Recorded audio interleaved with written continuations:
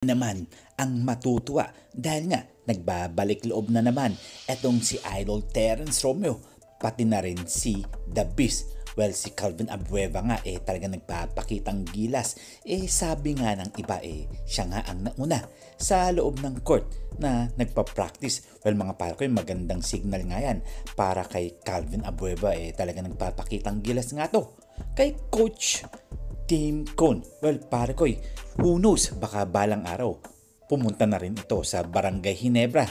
Ang dalawang player nga na ito na si Terence Romeo pati na rin si Calvin Abueva talagang malaki ang maitutulong neto sa Gilas Pilipinas.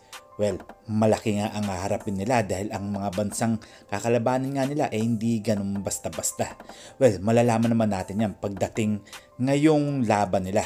Kayo mga parkoy, ano kaya ang maitutulong na itong dalawang player na to? Dahil alam naman natin na malaki talaga ang naipakita nito noong dating Asian Game. Di ba mga parkoy? Dahil isa sila sa mga nagpahirap sa mga kalaban. Although international o locals man, talagang hindi sila umuurong basta-basta. Well, malaki na nga ang napatunayan na itong dalawang player na to na si Terence Romeo pati na rin si Calvin Abueva. Well, mga pare ko, sana nga malaki maitulong nila sa Gilas Pilipinas dahil pinagkakatiwalaan nga sila ng number 1 coach ng PBA na si Coach Tim Cone. Well, maiiba na siguro ang laro nito, hindi katulad dati na ginagawa ni Coach Chot Reyes. Well, may mga nabago nga, may mga nawala, pero may mga nagbabalik naman sa Gilas Pilipinas.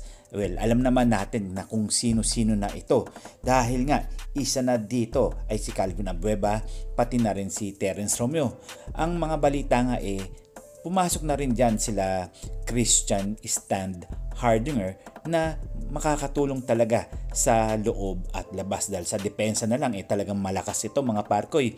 Nagretiro na nga to pero syempre kinausap nga siya ni Coach Tim Cone para magbalik at maglaro para makatulong nga sa Gilas Pilipinas.